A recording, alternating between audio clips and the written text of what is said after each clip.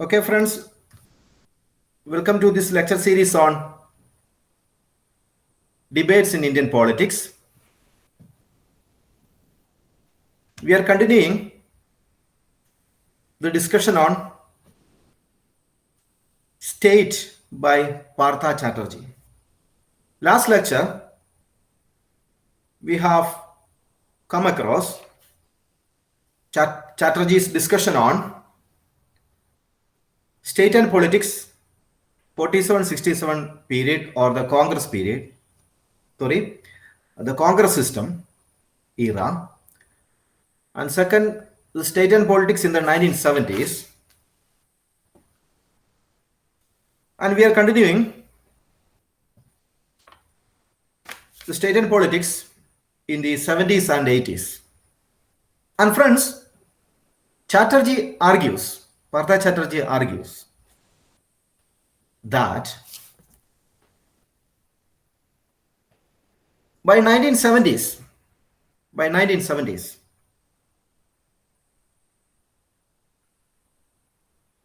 Marxist scholarship has developed or polished to understand the state and politics in India. A new political science about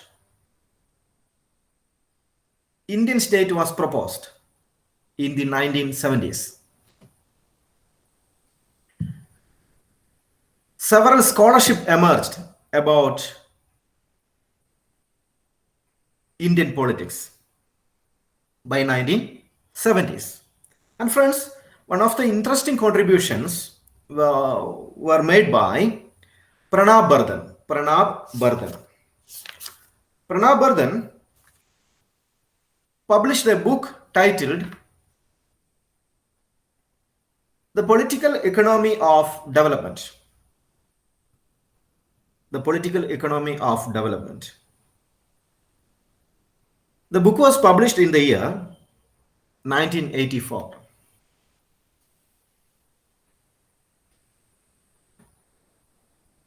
And in this 1984 book, which was the result of Pranab Bardhan's Oxford lecture, a one-year lecture, he had delivered a one-year lecture in the Oxford University.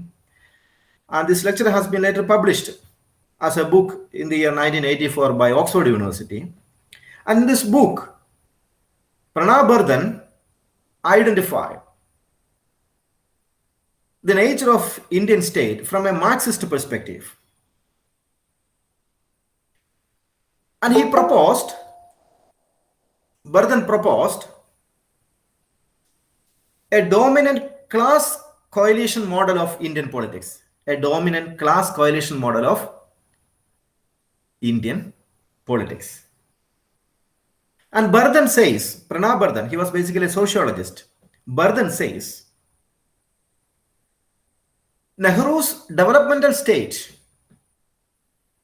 in the 50s and 60s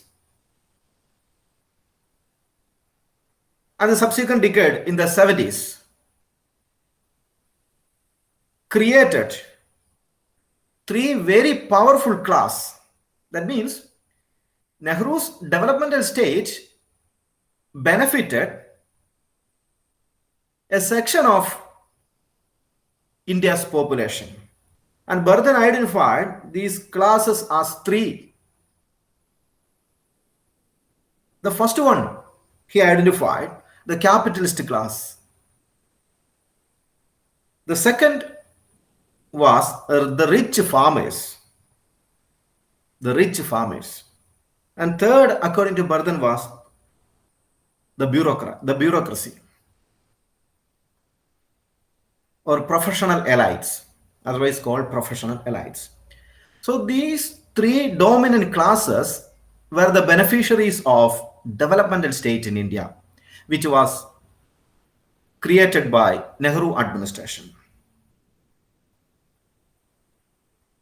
And there were class coalition among these classes. And their class coalition was able to reap the developmental policies of the Indian state.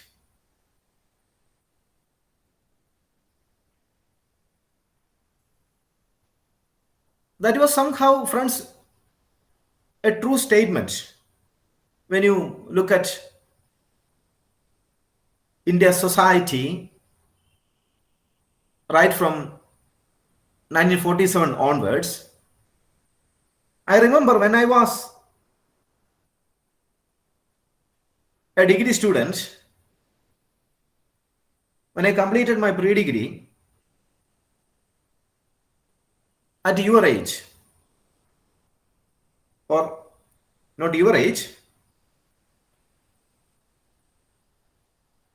18, at the age of 18, when I was looking for a BA program in my area, North Malabar area, I can apply for a BA program in very few colleges. I remember in my area, North Malabar, there is a college in Taliparamba, Sir Said College, Srikantavaram, one another college, one college in Payyanur, one SN College, Brennan College, Kasargod Government College, and one Elayirthat, I think, Elayirthat Government College. Friends, these are the very few colleges people get education. And who will get admission into such colleges? Only a few among you will get admission to such colleges. After getting education, you will get into the class of professional elites or the capitalist or the urban middle classes. So that means resources were very poor. Infrastructure were, very poor. Even after many decades, that I have completed my pre-degree in the year 1998. And even in 1998, several decades, 50s, 60s, 70s, 80s. So many decades over. But when we look back, you see, there are no infrastructure. But now the situation changed. Because Indian economy opened, new avenues emerged. Now we got so many opportunities. But that was not the situation, even in the 90s itself. So that's why Pranab Bardhan identified that, Nehru state created a class coalition of capitalists, the rich farmers, and the professional elites. Friends, the same idea has been endorsed by Ajin Vanaik in a 1919 work. The Painful Transition, that was his book, The Painful Transition, published in the year 1990. He also emphasized the idea that in India, there was a class coalition. In Indian politics, there was a class coalition. And this class coalition, were beneficiaries of the developmental policies or initiatives of the Indian state. And majority of the people remained outside of these, schemes and projects. And among this class coalition, Ajin Vanaik also argues that the dominant among these class coalition were agrarian bourgeoisies. And these agrarian bourgeoisies were created by Indira Gandhi's Green Revolution. That, Green Revolution was in fact a policy initiated in order to give benefits to the rural peasantry. But when policy implemented, it became counterproductive because its benefits were reaped by the middlemen. And Indira Gandhi's Green Revolution created an urban bourgeoisies. An agrarian bourgeoisies. And according to Ajin Vanaik, these agrarian bourgeoisies were the dominant class among the class coalition, about which Pranab Bardhan talked about. And Rudolph, in their 1987 book, In Pursuit of Lakshmi, and Ajin and Ashutosh Varshney, in his book Democracy, Development and the Countryside,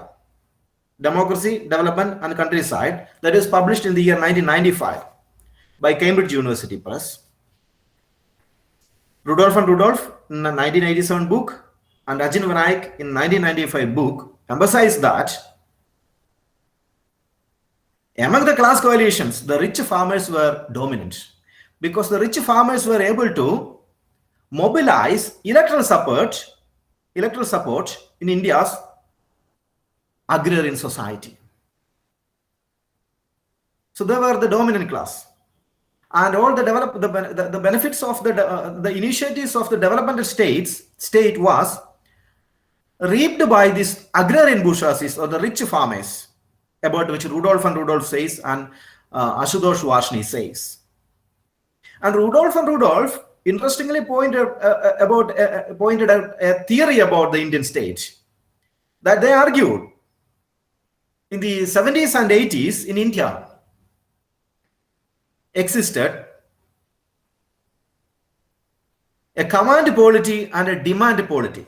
That was their theory, a command polity and a demand polity that they proposed in their book, 1987 book, In Pursuit of Lakshmi. In their 1987 book. Rudolph and Rudolph argued that. Look at the Indian state. Friends, you look at the Indian state. A command polity and a demand polity existed. What is this command polity and what is this demand polity?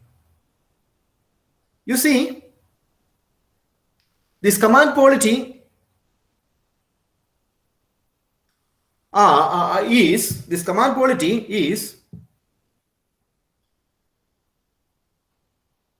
the idea that state hegemony prevails over the society.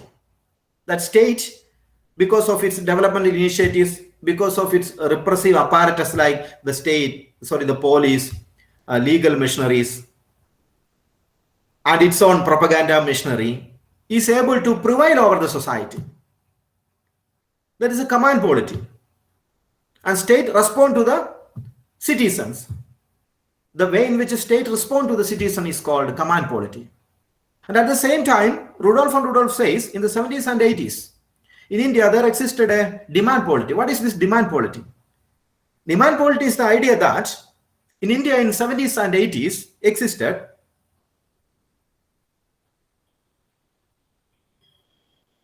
a segment of, population who are able to dominate the government through electoral pressure.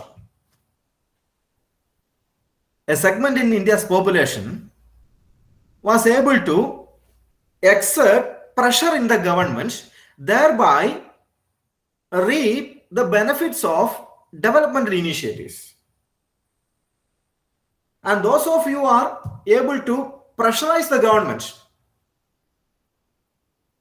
are able to reap the benefits of policies of the development initiatives of the Indian state.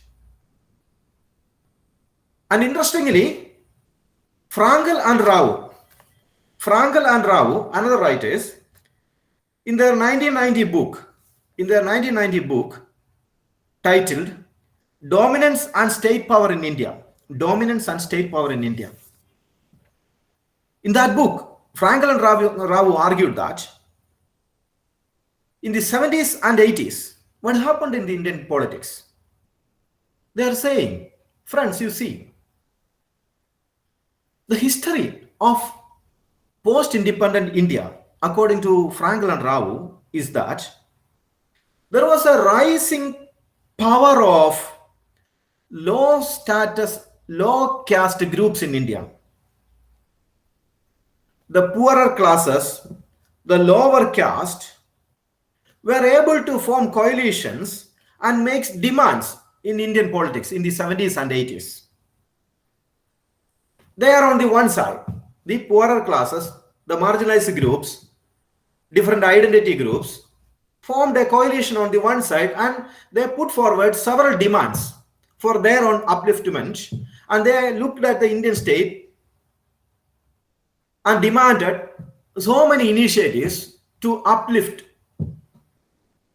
these poorer sections of India's population. But at the same time, Franklin Rao argued that in the 70s and 80s, at the same time, you can see that there was organized efforts by upper middle class and urban middle class and upper caste, urban middle class and upper middle class, to protect their privileges in public institutions, And there were a tussle between the upper middle class and upper caste on the one side, and on the other side you will see a coalition formed by the lower caste and the lower classes. And this tussle shaped India's politics. And you will remember the Mandalization of Indian politics. VP Singh government introduced Mandal recommendations, and Mandal Commission, was appointed by Morarji Desai to understand backward class population in India. So all these, shaped India's politics in the 70s and 80s.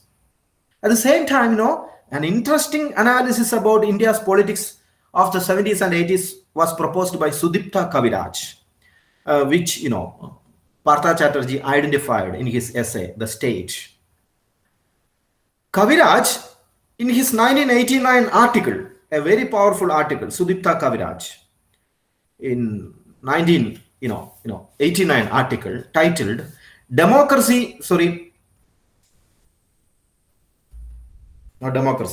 A Critic of the Passive Revolution. That was his essay published in the Economic and Political Weekly. A Critic of the Passive Revolution by Sudipta Kaviraj, who published in this article in 1989, who argued that a passive revolution prevailed in India in 70s and 80s. That was his theory, his political science about the Indian state. What happened? You will see in the 70s and 80s in Indian politics, there was a passive revolution. What is this passive revolution? Friends, he was saying that in India, in post-colonial India or post-independent India,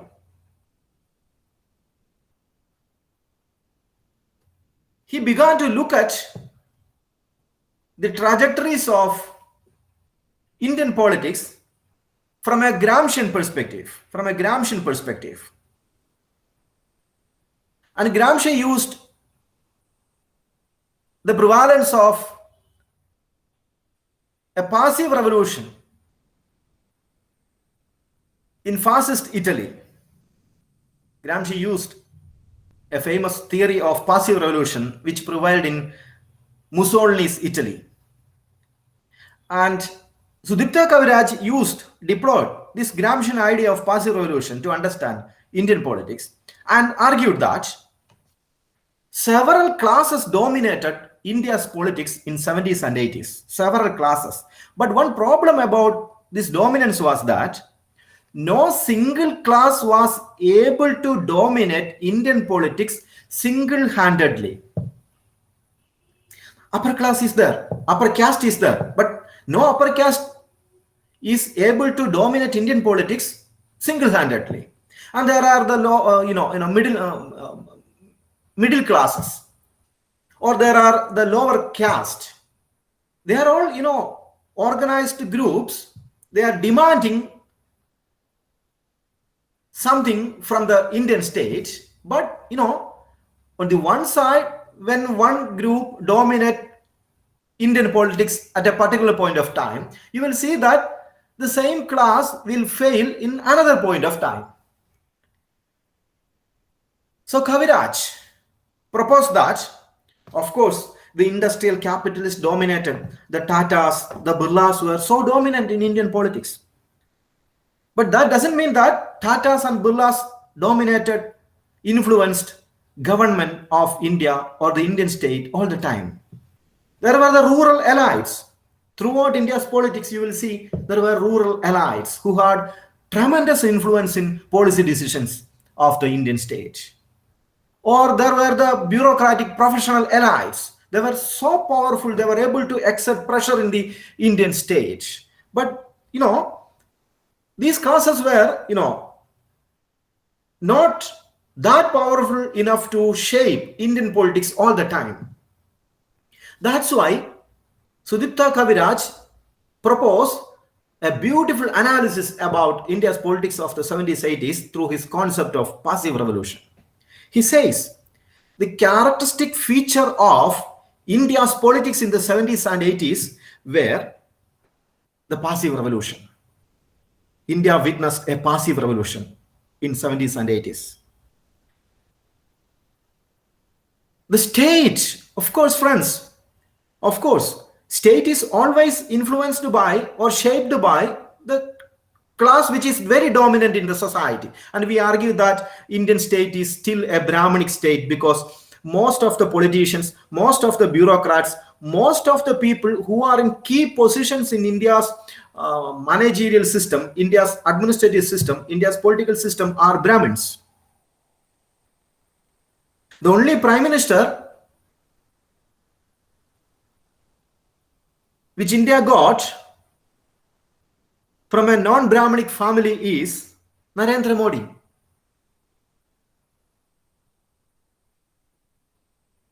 And throughout 1952 election, right from the 1952 election onwards, friends, you will see all the prime ministers were, upper caste. Majority of the bureaucrats are drawn from upper caste. Majority of your ministers, chief ministers were drawn from upper caste. But friends, that doesn't mean that, India's state was always shaped and influenced by one dominant class. So Kaviraj argued, India's state enjoyed somehow a relative autonomy vis-a-vis class interest. Kaviraj is arguing the 70s and 80s, which Partha Chatterjee quoted in this essay. Why the Indian state had a relative autonomy vis-a-vis the class interest? It was because there was a permanent bureaucracy which was established by laws. We had an independent judiciary. We had a multi-party system, electoral system. We had protectionist policies that discouraged entry of foreign capital. When foreign capital comes to India, of course, which class is going to benefit? It is the upper caste. Upper caste will be going to benefit because they have the capital. So the upper caste will be the beneficiaries of the entry of foreign capital into India. So we had a protectionist policy which prevented the entry of foreign capital into India. And the state had a heavy role in, a dominant role in heavy industries, steel, electricity, or energy resources, or infrastructure, or transport system, or telecommunications, up to 90. The state had a dominance. And these sectors were not open to private capital. The mining, the banking, the insurance, state control prevailed. So, Kaviraj argued India's state enjoyed a relative autonomy.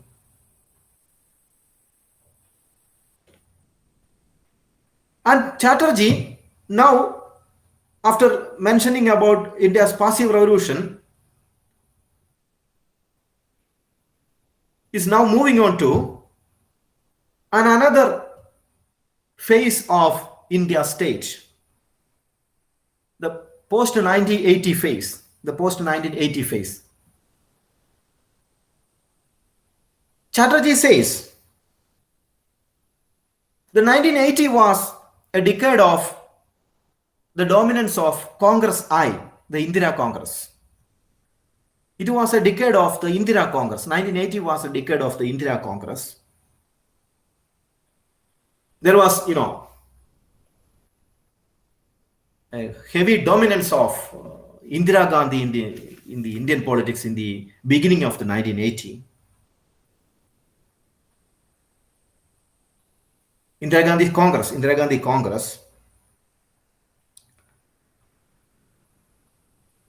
and the Congress party was highly centralized in the 80s.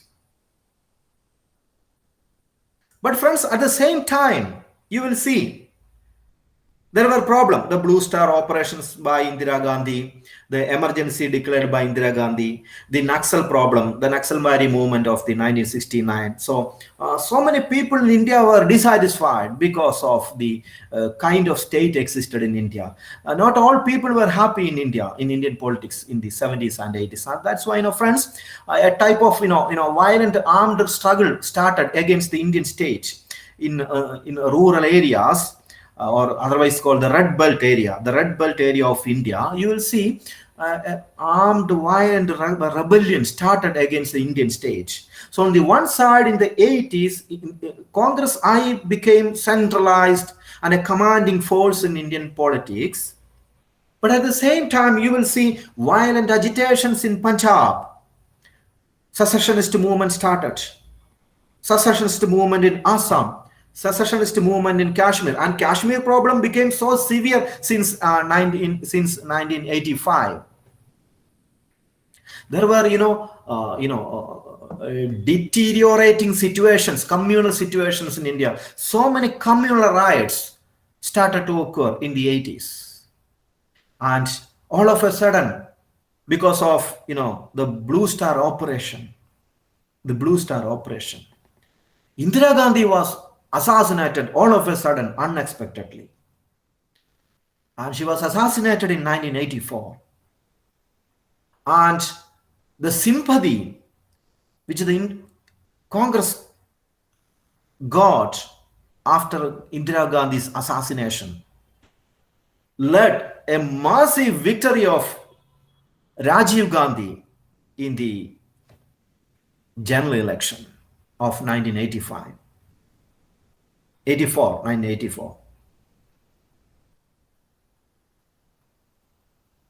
And in 1989, Rajiv Gandhi was defeated. And we had seen hung parliament. VP Singh, Chandrasekhar, who all became prime ministers for a short period of time. And VP Singh was certainly a very powerful prime minister India had seen, because he had the guts to implement what may be called Mandal reservation in Indian politics.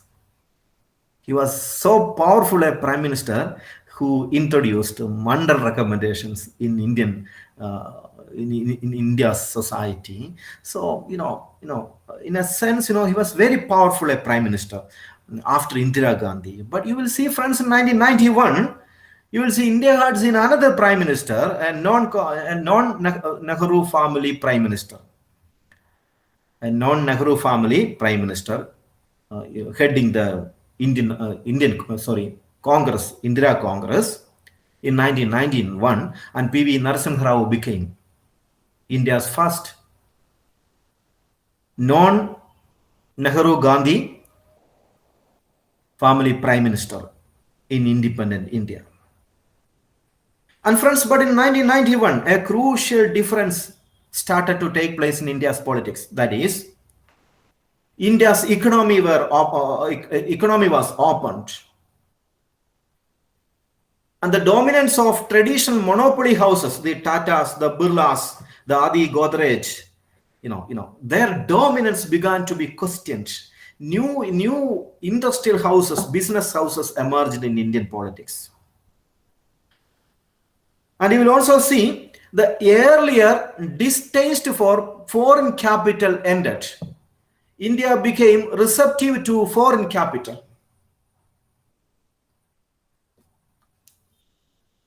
Several political changes occurred in the 90s.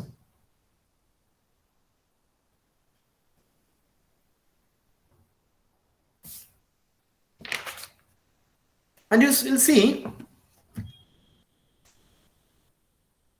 the autonomy of the Indian state the autonomy of the Indian state, about which Sudipta Kaviraj talked in his theory of passive revolution, that autonomy of the Indian state began to be redefined because new classes emerged. In the 1991, new economic policy implemented. India endorsed liberalization, privatization, globalization ideas. Because of that, new situations emerged in Indian politics in the 1990s, and the idea of the relative autonomy of the state, Indian state, vis-a-vis dominant classes, the upper classes, the urban middle classes, or the lower caste groups, vis-a-vis such groups, what is the nature of autonomy of the Indian state began to be redefined. Particularly, a bureaucratic managerial class dominating the Indian state ended, which was a result of Nehru's developmental state, that Indian bureaucracy was so powerful in the Indian state. That situation changed in the 1990s, friends. The idea of an interventionist state ended. State began to withdraw from almost all areas of social life. It began to withdraw from communication, infrastructure building activities, or transportation activities, healthcare infrastructure, heavy industries, coal, mining, banking, all these sectors. You will see the nature of Indian state redefined. As a result, friends, a very powerful civil society emerged in India. A very powerful civil society emerged in India in the 1990s. And this civil society was comprised of urban middle classes. And this civil society was a bourgeois civil society. In Marxist literature, this civil society was a bourgeois civil society. In 1990, you will see, friends, a bourgeois civil society emerged in India because foreign capital has come to India. And in India's urban areas, a very powerful middle class emerged. Private capital began to thrive in India. They all began to shape politics. So they created a civil society against the state. They created a very powerful civil society against the state. But at the same time, friends, a very important writer who tried to identify. And another very powerful trend in India's politics was Partha Chatterjee. Partha Chatterjee. Partha Chatterjee, who argued that along with this bourgeois civil society of the 1990s, India's society began to see the emergence of what may be, according to Partha Chatterjee, is the rise of political society. That is a term coined by Partha Chatterjee to analyze a specific situation, an Indian situation very unique to India. That in almost all the Western countries, you will see the most powerful and dominant class coalition against the state is civil society, where you will see private interest accumulate. An association of business classes, middle classes, peasantry, who protect their interest against the government in Western societies. But in India, this is, you will also see that a same civil society exists in India who fight for their interest against the Indian state. And such civil society is, of course, a bourgeois civil society for Partha Chatterjee. But in India, there also existed in 1990s and another segment of India society, which according to Partha Chatterjee is the rise of political society. And friends, let us understand what is this political society of the 1990s, which Partha Chatterjee talks about in his essay on the state. And Partha Chatterjee says, you see, for example, street vendors. Chatterjee looks at the street vendors. And street vendors in India occupies illegal space. They usually violate municipal laws. They often erect permanent stalls in the street. They use municipal services such as water and electricity, but do not pay taxes. And they usually organize themselves into associations. Such groups of people organize themselves into associations. Or you might have heard about Dabbawalas of Mumbai. Dabbawalas of Mumbai. And these, street vendors kind of groups, social groups in India, they are not, friends, part of the bourgeois civil society in India, because they are not, considered to be perfect citizens according to the Indian state, because these people are law violators. Because street vendors do not have a license. In Kerala, you will see Tattugada, for example, Tattugada. These people, erect some stalls nearby the national highways or our local street and sell tea and snacks. But they don't have license to do that, and they never pay taxes to the municipal authorities. So violating laws is what may be called, violating laws is profit making for them. If you violate laws, you will get profit. And you will see the same situation in, for example, in Kerala, you will see private bus operators overspeed. In limited stop buses, you will see they overspeed.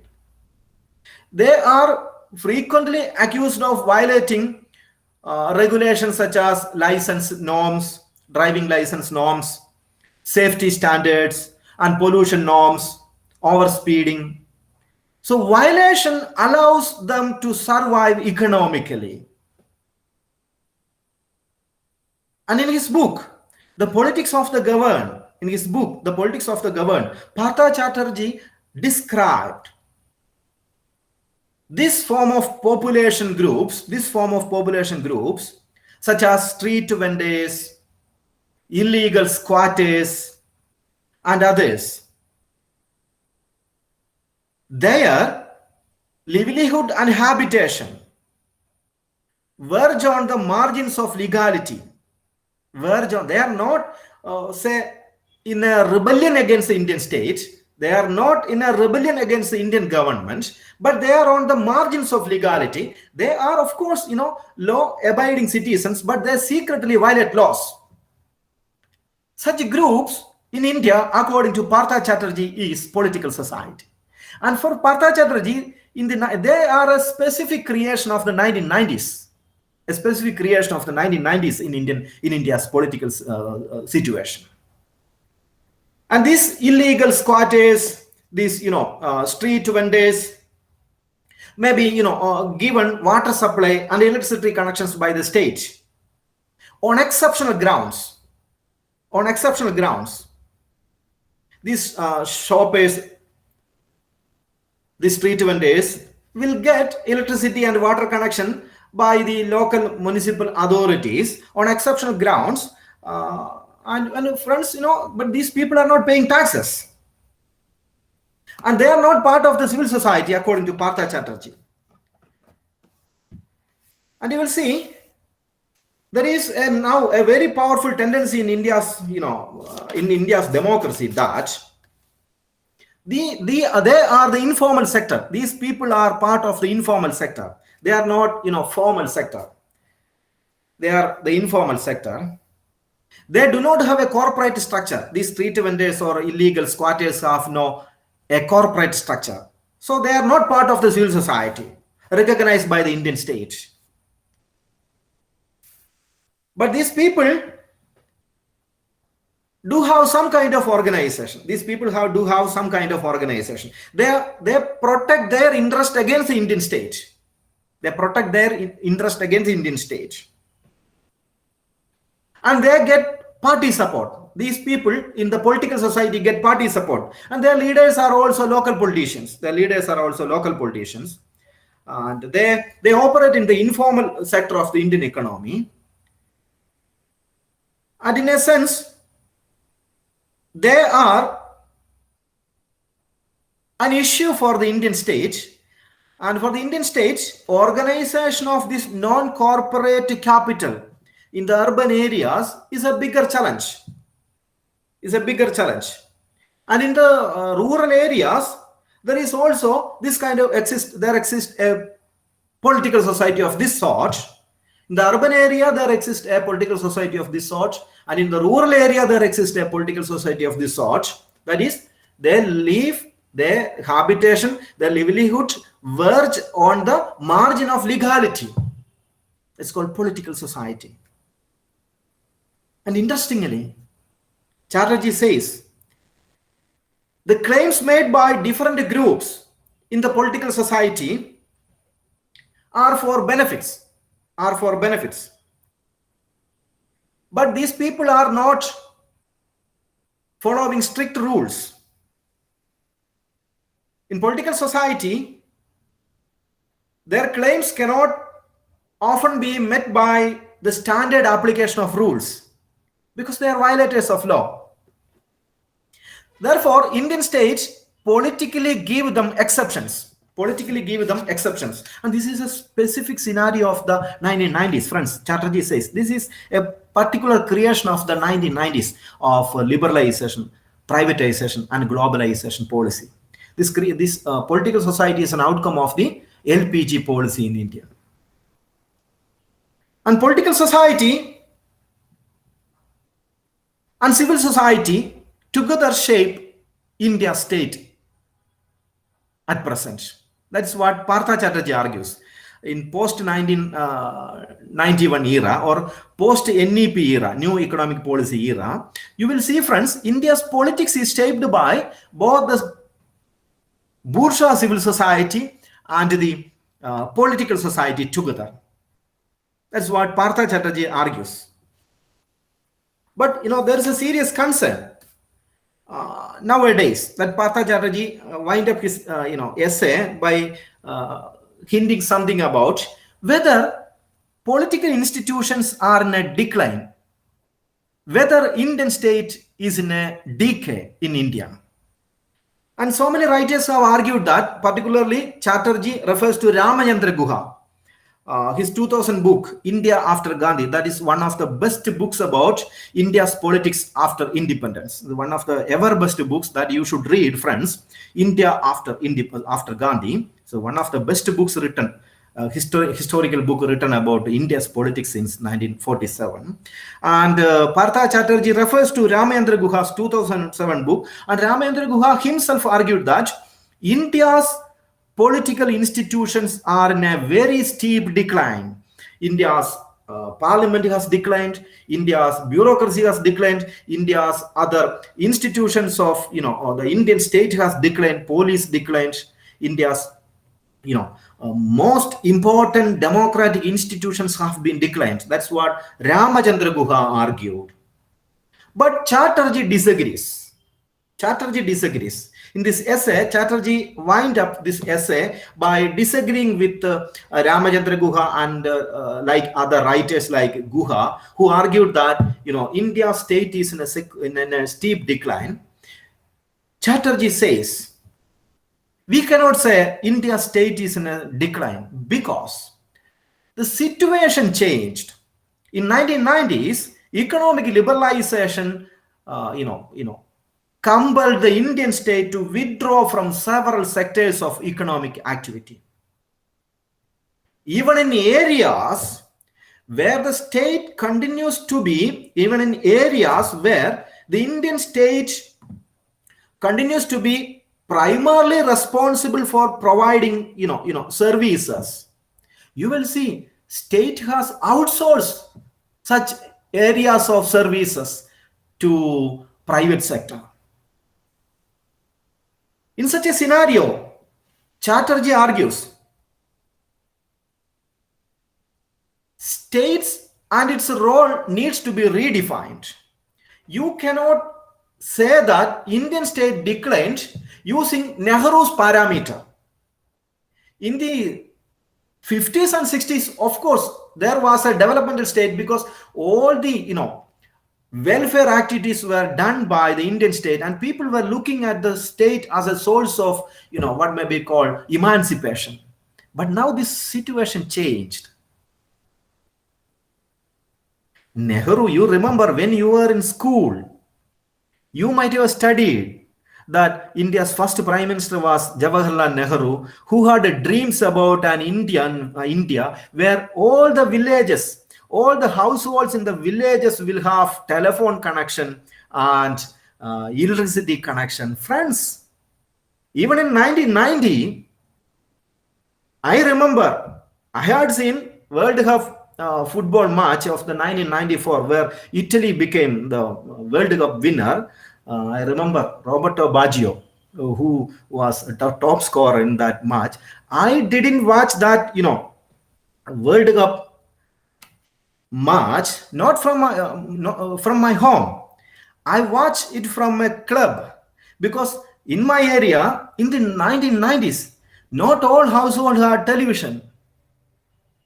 Not all households had television. I watched the World Cup in which Italy became a champion in 1994, I think 1994. I watched that match from a local sports club where they had a television set. But friends, that was Nehru's imagination that all the villages in India where households will have television, electricity connection, phone connection. Friends, did the Nehru state bring all these infrastructure to your household? Not at all. Friends, it was the market, the liberal market, which was opened in the 1991 by the P.V. Narasimha Rao government, which brought about all these tremendous changes in India's society. Not the Nehru state, of course, created a foundation for all these.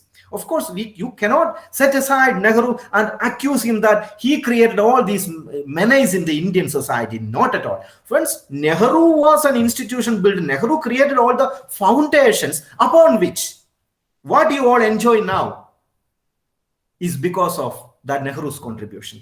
But friends, all the telephone connection that you have in your household, all the electricity connections that you have in your households in the village, or the television sets that you have in your households, friends, that's not a contribution of Nehru. It's a contribution of, what may be called a market. That's why, friends, Chatterjee says, you cannot measure the efficiency of the Indian state looking at the 50s social situation or 60s social situation. I remember reading a book in which in 1970s, the would-be prime minister of Rajiv Gandhi had a Lamborghini scooter which had ignition problem. In the 70s, you see, Rajiv Gandhi became the prime minister in the 80s. And 70s, he had married Sonia Gandhi. And in the romantic repartees, you see, he had a Lamborghini, but that got ignition problem. That the would-be prime minister of India had a simple Lamborghini in the 70s. Friends, 2 decades after, the complete situation changed. 2 decades after, 2 decades after that, a story of ignition problem of that Lamborghini scooter of Rajiv Gandhi, you see, India's situation changed. How? Because Indian market opened. That's why Chatterjee says, you friends, you cannot say India's institutions are in a decline. But the situation changed. So you have to look at the Indian state from a different vantage point, different analytical platform. You see, in the 90s, you will see public interest litigation became phenomenal in Indian politics. Judiciary became very powerful in in India's scenario, social scenario. That's why, friends, Frankel and Rao in their 1990 work argued democratic politics in India is heading towards a split between public institutions on the one side, public institution on the one side, and upper middle classes on the other side.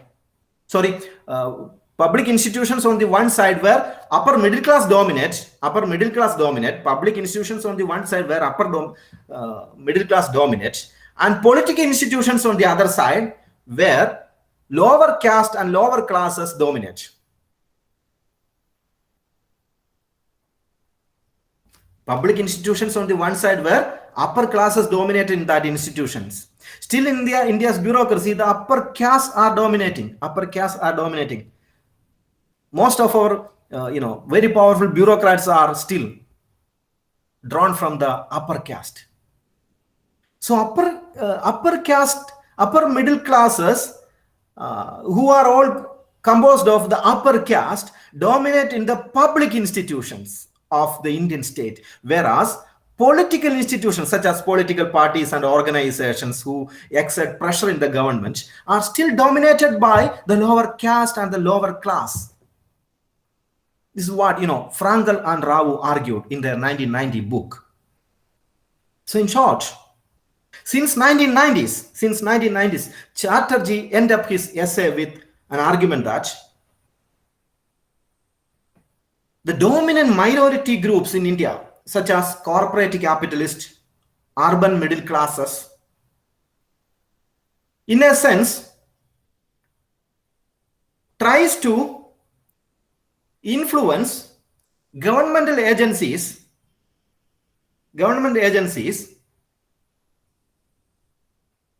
to deliver services to their favor. So the dominant minority groups such as corporate capitalists or the urban middle classes, friends, still they are shaping India's India's democratic politics. Writers like Arundhati Roy always argue that India's state is in the hands of very few corporate industrialists. And Arundhati Roy accused that all these industrial capitalist classes are composed of one caste, Beniya caste, including this Reliance family. They are all belonging to that Beniya caste. They are shaping the Indian politics. That's what we can see. That Chatterjee also agrees that fact that India's democracy is still some type of a corpocracy where corporate capital still influence policy making. By saying this, friends, Chatterjee end up his essay. Friends, now the floor is open for discussion. You can have questions.